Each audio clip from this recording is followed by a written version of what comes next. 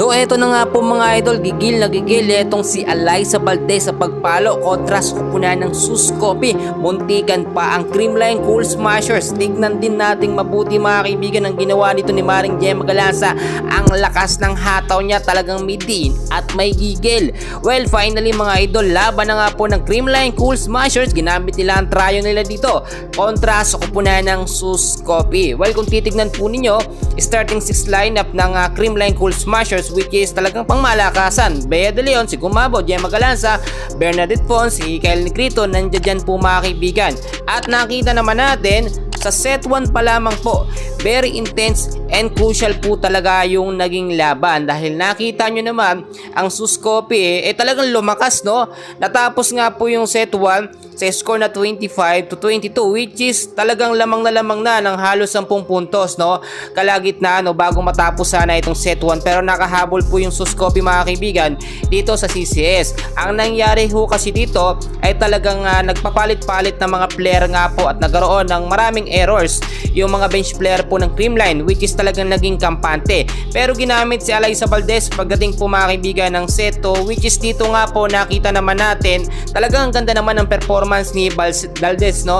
At talagang very unpredictable, talagang nanunumbalik ang galing ni Alyssa Valdez.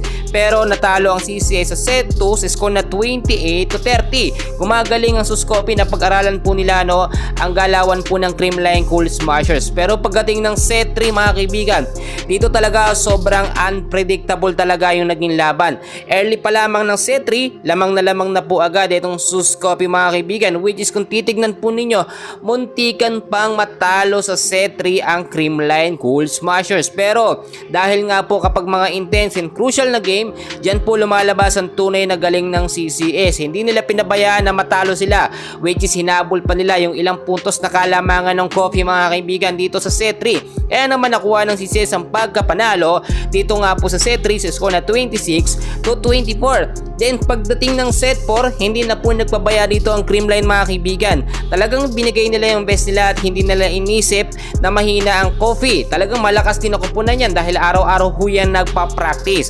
Talagang ang kinakailangan lamang na gawin ng CCS, hindi maging kampante at wag po maging pabaya. Yung mga player na ginamit, medyo aminado talaga ang CCS, nagkamali sila doon, napabayaan nila dahil hindi naman daw talaga ganong kalakasan ng Sus Coffee. Pero ginulat po ang CCS mga kaibigan. Pero ang Creamline, once na makitaan nila na magaling ang kalaban nila, mas ginagalingan nila mga kaibigan. Si Valdez, ang ganda ng performance niya so far. Talagang bumabalik na ang tunay na Valdez mga kaibigan, yung mga laruan niya na talagang very unpredictable. So may update tayo sa mga susunod na kaganapan. Maraming salamat po.